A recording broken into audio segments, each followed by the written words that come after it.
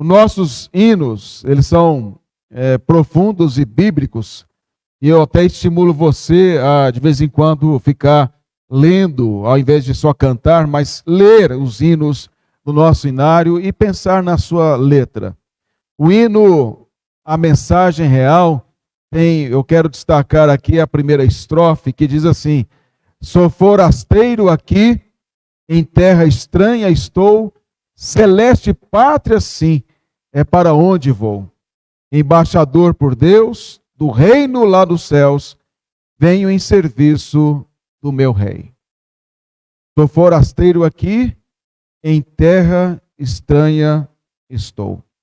Essas verdades que o hino fala, que nós somos forasteiros aqui, que nós estamos em terra estranha e que nós estamos indo para celeste pátria, é o assunto principal que o apóstolo Pedro traz nessa primeira carta. Ele nos mostra exatamente isso, que nós somos aqui forasteiros, peregrinos, estrangeiros, que estamos longe da nossa casa, em terra estranha, e que aqui nós vivemos em situações, por vezes, difíceis. O autor desta carta, que é Pedro, é um homem muito conhecido por nós. Ele foi pescador em Betsaida, depois foi viver em Cafarnaum. Ele foi levado a Cristo a convite do seu irmão André, e conforme a sua conversão, o seu chamado, o seu apostolado, o apóstolo Paulo diz que Pedro era também acompanhado de sua esposa no seu ministério apostólico. Pedro era um homem conhecido pelo seu temperamento muito explosivo, muito espontâneo, é o que nós lemos nos evangelhos enquanto ele caminhava com o Senhor Jesus. O Pedro que quase arrancou a cabeça do soldado Malco, mas pegou na orelha do soldado e foi repreendido por Jesus, alguém realmente muito explosivo e de um temperamento muito forte. Agora nós vemos um Pedro diferente, é um Pedro mais velho, é um Pedro que já passou por muitas coisas ali. Enquanto caminhava com Jesus, era ainda novo na fé, 3 anos da fé, no máximo 4 anos ali, caminhando com o Senhor Jesus. Agora não, agora Pedro é um homem já amadurecido, é um homem vivido na fé, e já passou por muitas lutas, muitas dificuldades. Ele foi pastoreado por Cristo, e ele agora estava pastoreando a igreja de Cristo, conforme o próprio Senhor Jesus disse que ele faria. Esse homem que agora amadurecido, ele está cuidando e tentando animar irmãos que estavam sendo perseguidos por causa da sua fé. O apóstolo Pedro foi um homem tão moldado por Deus no seu temperamento, daquele que queria arrancar a cabeça do soldado e ter uma resistência armada. Agora esse homem mostra que a igreja não deveria resistir ao Estado, a igreja não deveria resistir às perseguições, a igreja deveria até honrar o rei. Esse homem agora está em meio a um cenário de perseguições, e ao ponto que, segundo a tradição cristã, Pedro foi preso pelo Império Romano e ele foi crucificado de cabeça para baixo, porque ele disse que não era digno de ser morto como o Senhor Jesus.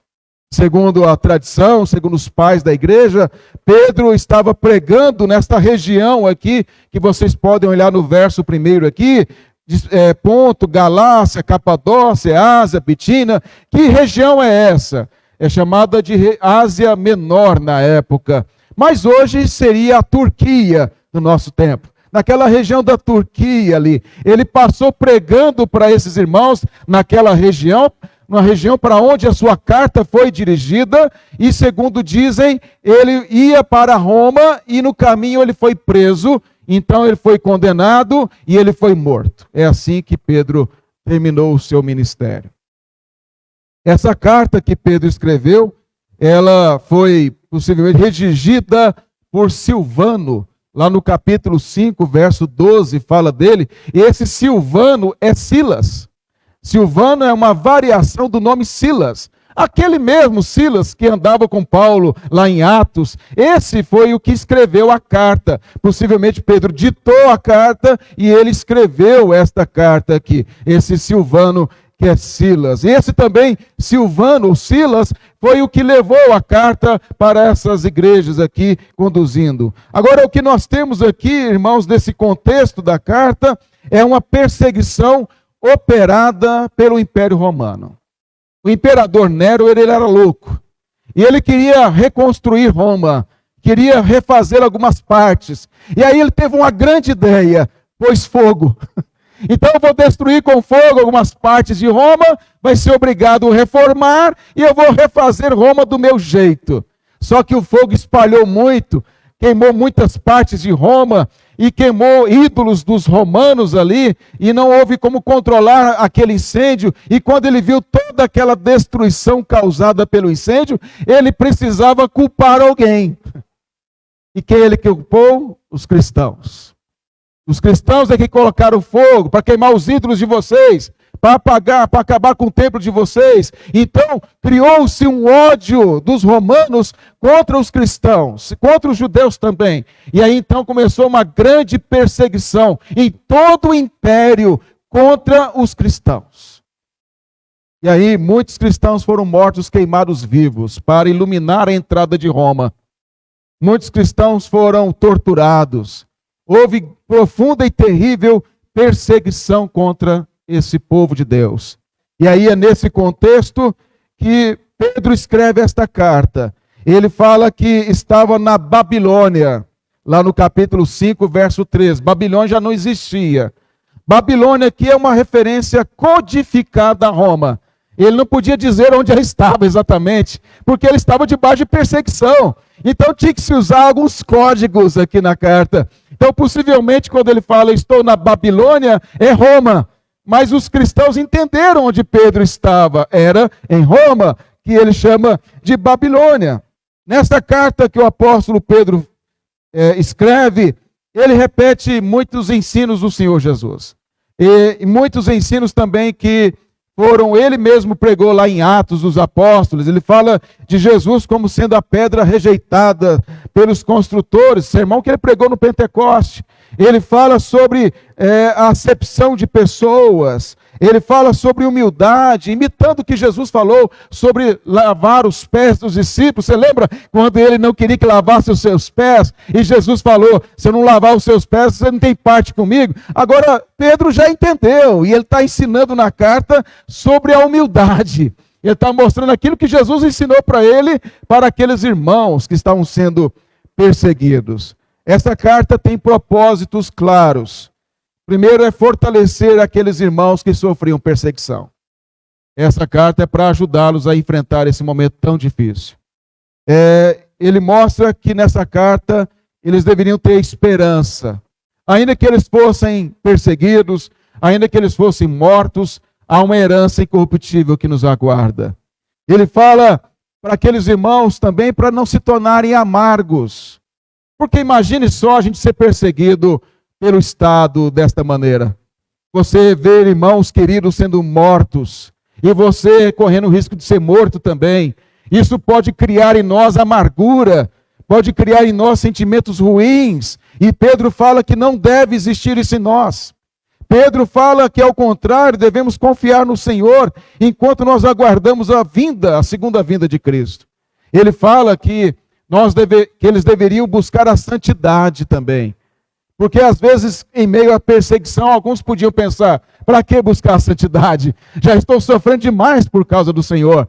Mas Pedro diz, não, vocês devem buscar a santidade a qualquer custo.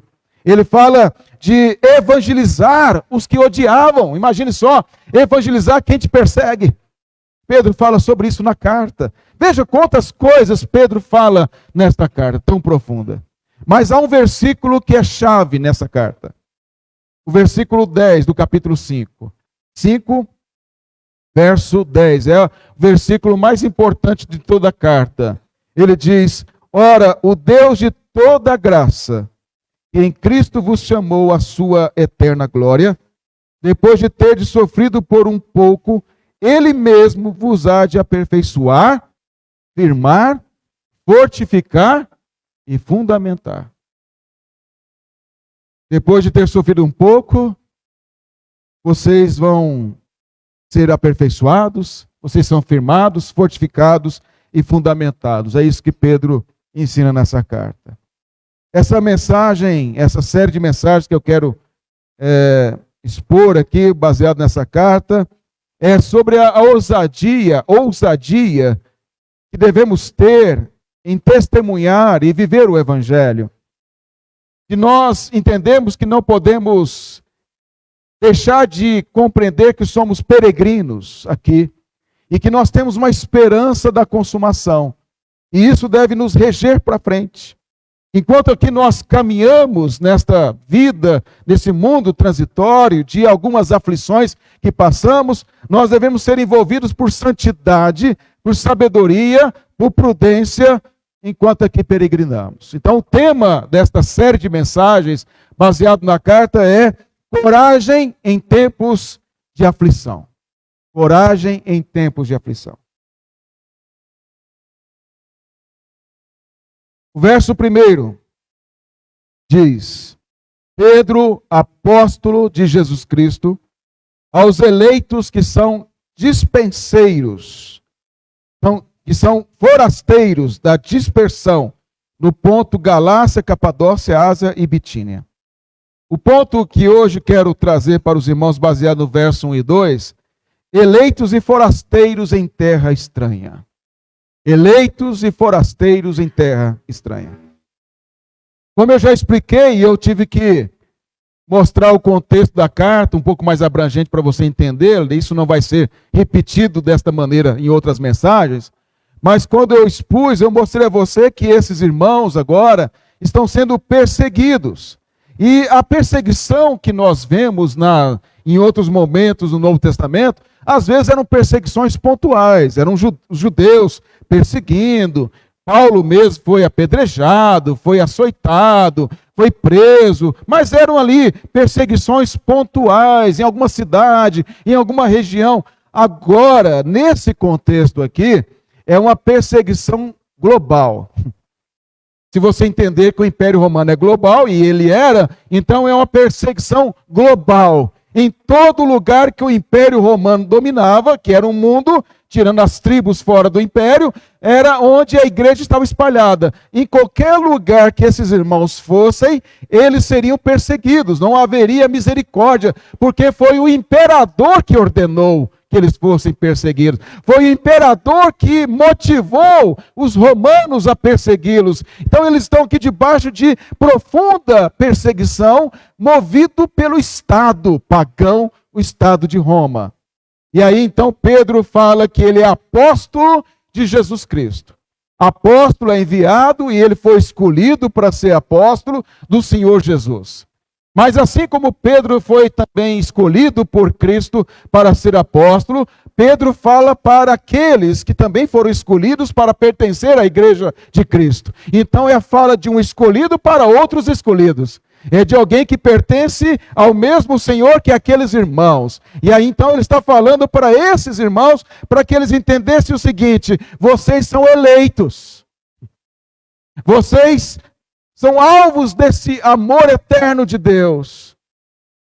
Comece a imaginar aqueles irmãos afligidos, expulsos de suas casas, aqueles irmãos escondidos para orar, para reunir, para estudar a palavra, aqueles irmãos com medo do Estado, com medo de serem presos, aqueles irmãos que perderam alguns mortos e torturados e crucificados, aquele pavor no coração deles e se sentindo o pior da humanidade, porque é o que eles queriam que eles se sentissem. E agora Pedro diz: vocês não devem pensar desta maneira, vocês são eleitos de Deus. É a mesma coisa que nós encontramos o apóstolo Pedro, ao falar sobre isso, ele em Apocalipse, o apóstolo João fala que sobre esses eleitos e fiéis na consumação, Apocalipse 17, verso 14, diz: pelejarão eles contra o Cordeiro, e o Cordeiro os vencerá, pois é o Senhor dos senhores e Rei dos reis. Vencerão também os chamados eleitos e fiéis que se acham com ele. Vão pelejar contra o Cordeiro, João diz em Apocalipse, e o Cordeiro vai vencer, e ele diz que vencerão também os que são chamados o quê? Eleitos fiéis. Os crentes verdadeiros. É o triunfo da igreja. É o triunfo da igreja contra os seus opositores. Esta é a certeza de toda a Escritura. Que a igreja vai passar por oposições, que a igreja vai sofrer, que a igreja tem inimigos terríveis, que terá momentos em que parece que a igreja vai deixar de existir, parece que os inimigos vão prevalecer, como é que o caso da primeira carta de Pedro. Mas a certeza é que no final o Cordeiro pelejará e ele vencerá. E não só ele vencerá, mas os que o seguem, os que são fiéis a ele. Por quê? Porque são eleitos fiéis. Ele fala eleitos que são forasteiros. Primeiro, antes de falar de forasteiros aqui, eu quero destacar aqui a expressão dispersão, no verso 1. Aos eleitos são forasteiros da dispersão. Essa palavra dispersão significa espalhados. Espalhados como semente. Eu acho interessante. É a mesma expressão usada por Tiago também, que escreveu para aqueles que estavam dispersos. A dispersão aqui é no sentido de que os crentes foram dispersos como sementes no mundo da época, na região lá da Turquia que eu expliquei para vocês que está no texto. Agora a pergunta é, quem espalhou os crentes? Quem espalhou os crentes foi Nero? Quem espalhou os crentes foi o Império Romano? Quem espalhou os crentes foi Deus. Deus controla a história. Deus permitiu Nero pôr fogo em Roma. Deus permitiu a perseguição de Roma. Para quê?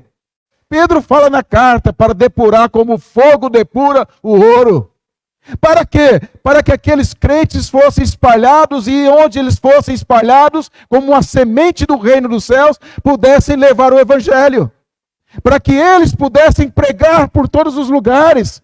Porque o inimigo, quando persegue a igreja, o diabo, ele é tolo. E quando ele persegue a igreja, ele acha que vai destruir a igreja. Mas quanto mais ele persegue a igreja, mais a igreja cresce. Você pode olhar a história dela, é assim. Quanto mais perseguições, a igreja cresce secretamente. E eu digo secretamente, porque quando você está debaixo de perseguição, você não pode dizer que é crente assim, abertamente, na praça pública. Você tem que secretamente evangelizar, se infiltrar. Foi assim que o Império Romano caiu. Os crentes eram infiltrados no Império. Tinha soldado pretoriano, como Sebastião, que foi flechado. Tinha pessoas da nobreza. Tinha gente da educação, na política. Crentes infiltrados, influenciando como semente e crescendo dentro do Império, ao ponto que o Império se rendeu ao cristianismo. É a maneira de Deus agir.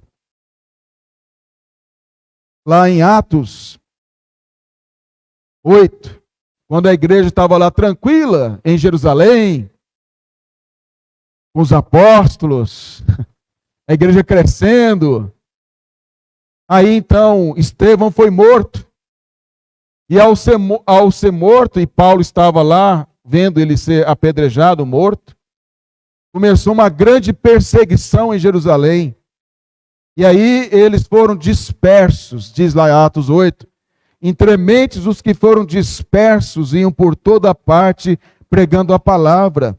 Filipe, descendo a cidade de Samaria, anunciava-lhes a Cristo. Veja, quando o Senhor Jesus foi elevado às alturas, ele não falou para testemunhar dele em Jerusalém, Judeia, Samaria até os confins da terra? Não foi a ordem dele? Mas o povo queria ficar só lá em Jerusalém.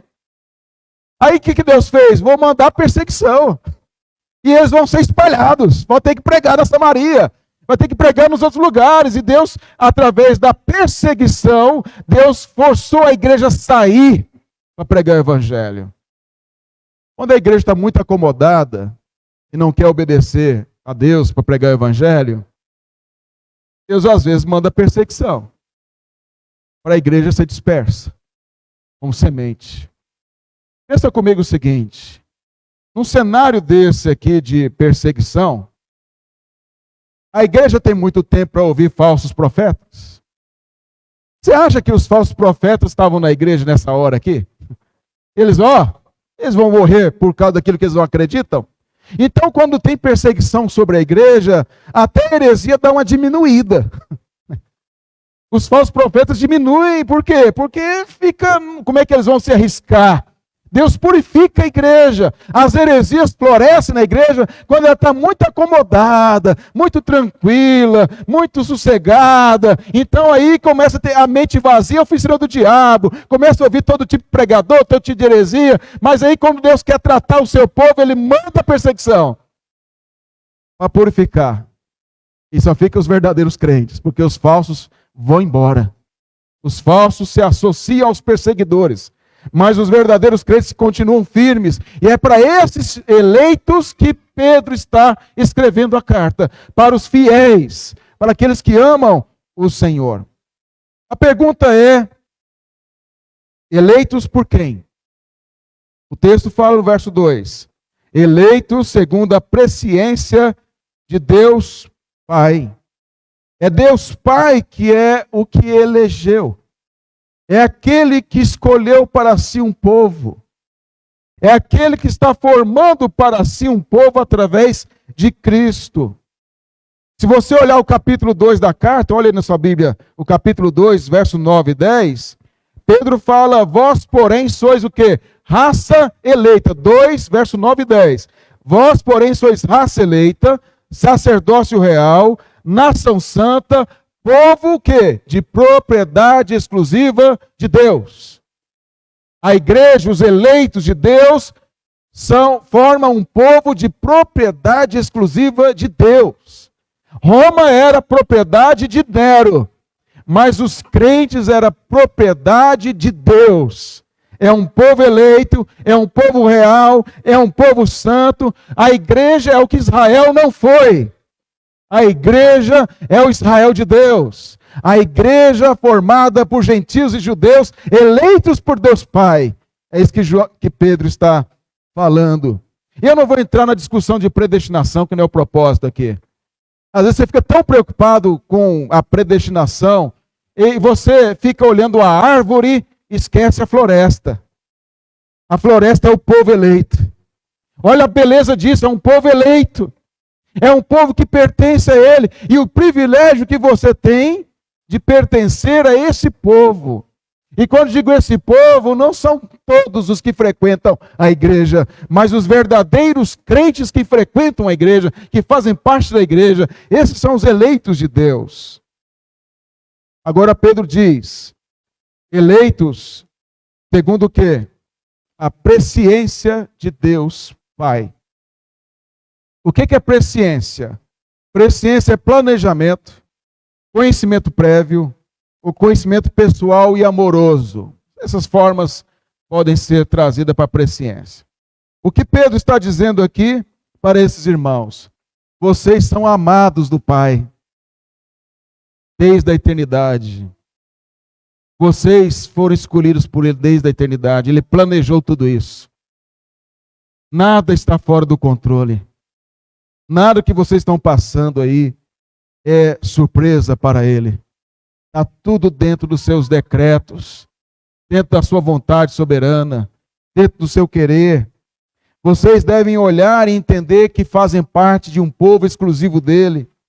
Vocês não podem ser dominados pela tristeza e angústia, como, por exemplo, Asaf, no Salmo 73 foi, quando ele começou a olhar a prosperidade dos ímpios, e ele ficou desanimado, mas depois ele chegou à conclusão correta. Pedro está dizendo: vocês não podem ficar amargos diante da perseguição.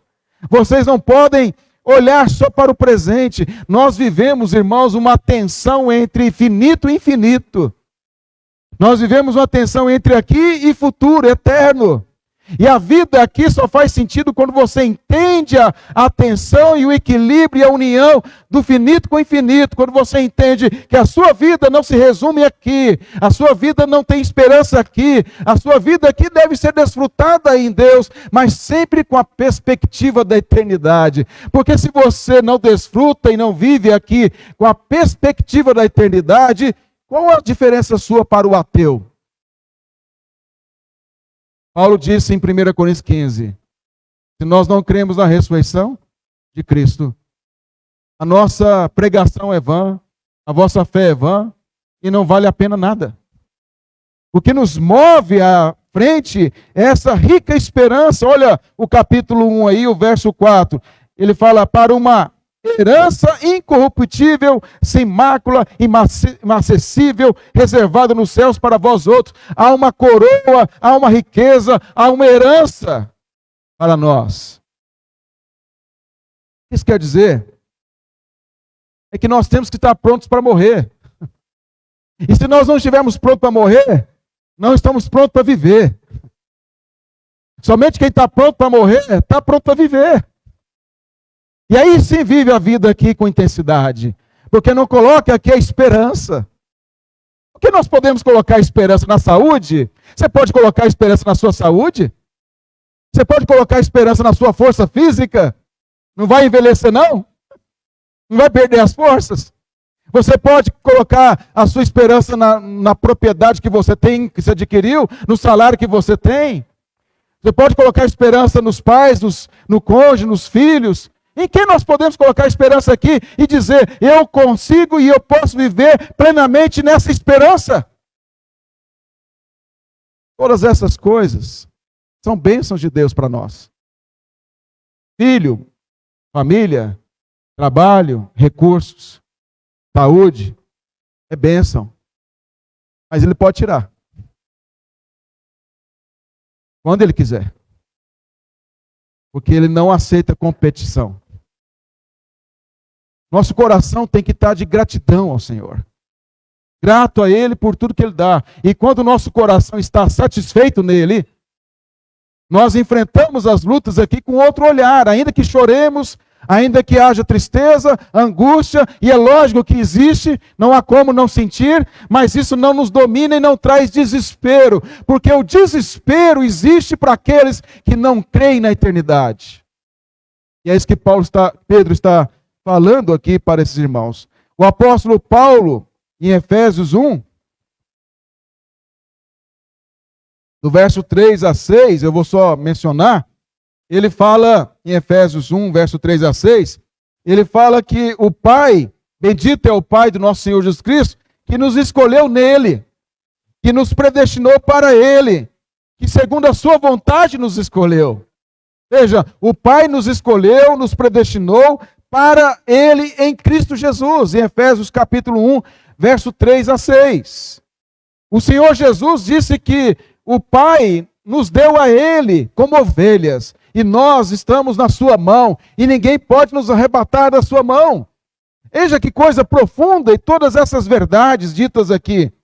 Agora, quando você olha para esse capítulo 1, verso 2, você encontra aqui a ação da Trindade. Você percebeu a Trindade no texto? Vamos ver? Quando você olha aí, o Pai, segundo a presciência de Deus, Pai. O Espírito Santo, em santificação do Espírito, para a obediência. O Filho e a aspersão do sangue de Jesus Cristo. Trindade aí. A Trindade, o Deus triuno, é o Deus da nossa salvação. É o Deus que nos conforta. É o Deus que nos sustenta. E aqui ele mostra a função de cada pessoa da Trindade. Ele fala que o Pai é aquele que é segundo a presciência, aquele que nos escolheu, que nos elegeu. Já mencionei aqui os textos que falam sobre isso. Ele fala do Espírito Santo, que em santificação, do Espírito para a obediência. É o Espírito Santo que aplica a obra do Filho em nós, naqueles que o Pai elegeu. Então nos tornamos santificados, separados para serviço do Senhor. Nós somos santificados progressivamente para nos tornar iguais a Cristo. Quem é que nos santifica? Quem é que nos torna semelhantes a Cristo? É o Espírito Santo de Deus. Nós vemos que na própria carta o apóstolo Pedro fala dessa ação do Espírito e fala da santificação. No capítulo 1, verso 14 a 16, ele fala, capítulo 1, verso 14 a 16, ele diz: como filhos da obediência, não vos amoldeis às paixões que tinhas anteriormente na vossa ignorância. Pelo contrário, segundo é santo aquele que vos chamou. Tornai-vos santos também vós mesmos em todo o vosso procedimento, porque escrito está: sede santos, porque eu sou santo. Quem é que nos torna santos? Quem é que nos dá forças para não nos amoldar às paixões carnais? A não viver conforme os perseguidores, é o que Pedro está falando para eles aqui.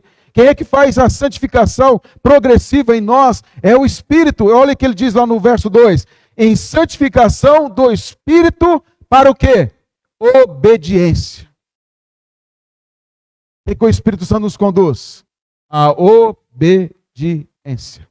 Obediência é o quê? A palavra que ele inspirou. Você já viu gente aí por aí nas igrejas que é cheio do Espírito e vive no pecado? É um péssimo cônjuge, é um péssimo pai ou mãe, péssimo funcionário, linguarudo. É uma pessoa terrível, mas está cheio do Espírito. Não existe alguém cheio do Espírito sem estar em obediência à palavra de Deus. Não há como, porque Ele nos santifica para obediência. E mesmo em meio às aflições, é o que Pedro está ensinando. Agora ele diz aí, e Cristo? E a aspersão do sangue de Jesus Cristo. Quando ele fala aqui de aspersão do sangue de Cristo, você lembra de alguma ocasião no Antigo Testamento? De aspersão de sangue? Eu acho que você deve ter lembrado, eu espero. Na Páscoa, lembra? Qual era a ordem de Deus? Matar cordeiro, pegar o sangue e aspergir nas portas, nos umbrais das portas, para que não fossem mortos, para que a ira de Deus não fosse sobre eles. O que o Senhor está dizendo aqui através de Pedro? Vocês têm o sangue de Cristo aspergido em vocês. E por isso a ira do Pai não virá sobre vocês, virá sobre os que afligem vocês. Mas vocês estão protegidos da ira do Pai eternamente.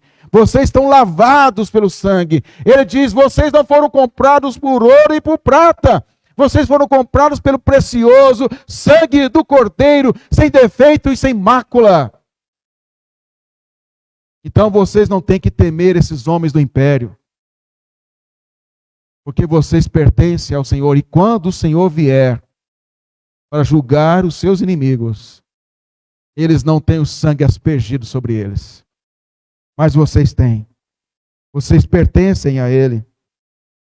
E aí então no verso 1, ele fala que nós somos eleitos e forasteiros. Não é que eu falei que ia falar depois? Forasteiros.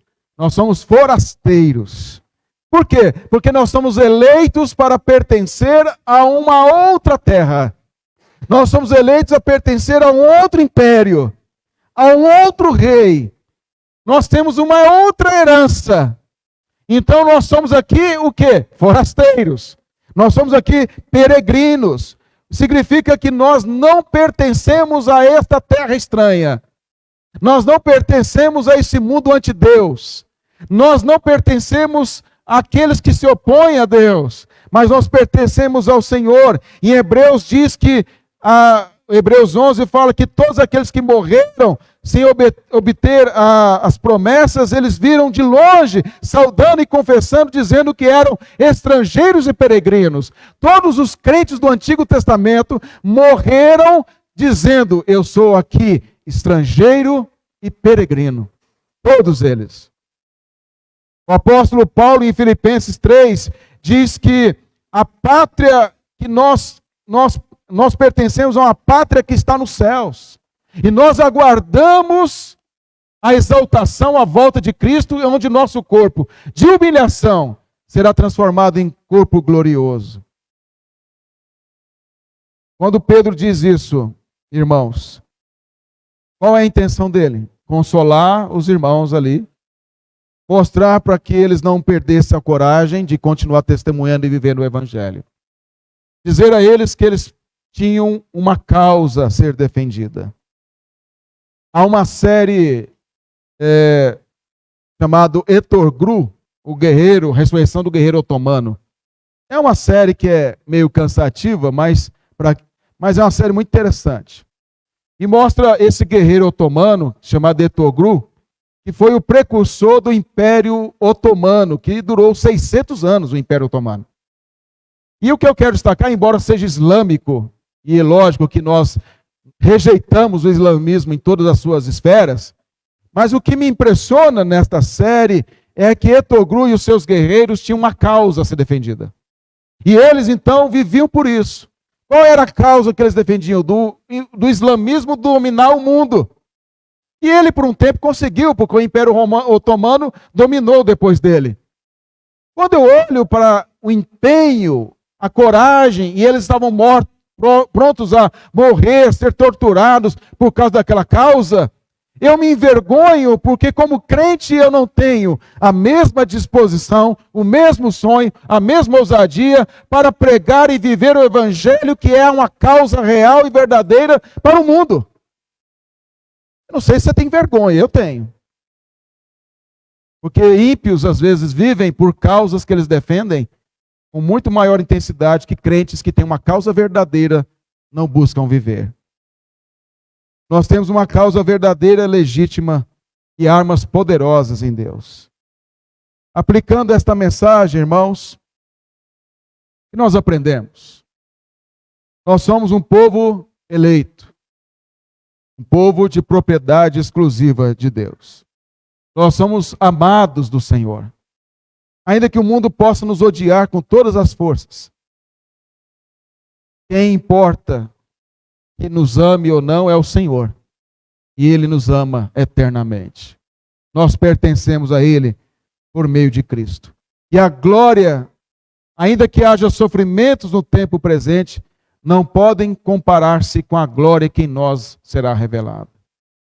O mundo nos odeia. Mas nos odeia por quê? Porque odeia Cristo. E se eles nos odeiam porque odeia Cristo, é uma evidência da nossa verdadeira fé. Porque incomoda. Porque a nossa vida testemunha contra a vida deles. Porque nós carregamos o Evangelho, somos dispenseiros de Deus. E nós aqui não pertencemos a esse mundo que eles querem construir, um mundo anti-Deus. Nós estamos em terra estranha. Nós somos aqui forasteiros. Mas nós estamos peregrinando pelos vales e pelos montes, mas sempre na luz, pois Cristo promete nunca nos deixar. O Pai nos ama, nos conhece, nos escolheu. O Espírito Santo nos santifica para a obediência. O Filho pagou a dívida e aspergiu, o Pai, o sangue sobre nós. Estamos selados, lavados e remidos pelo sangue do Senhor. Nós temos agora que viver conforme o caráter do Senhor, em santidade. Não podemos nos amoldar às paixões desse tempo. Nós devemos entender que em meio às aflições que podemos passar por causa do Evangelho, nós devemos entender que somos pastoreados pelo Senhor. Ele sempre nos pastoreará. Na carta, Jesus é chamado de bispo da nossa alma, ele é chamado de supremo pastor, e é esse bispo da nossa alma, esse supremo pastor, que cuida de nós. E a ele seja toda a glória e louvor. E eu quero terminar com a parte do hino que vamos cantar daqui a pouco. Esse hino, eu acho ele belo. Quando eu morrer, se alguém estiver no meu velório, toca esse hino no meu velório, porque é lindo demais. Esse hino, para mim, é dos mais belos. Peregrinando por sobre os montes e pelos vales, sempre na luz. Cristo promete nunca deixar-me. Eis-me convosco, disse Jesus. Brilho celeste, enche a minha alma, glória do céu. Aleluia. Sigo cantando, dando louvores, pois Cristo é meu.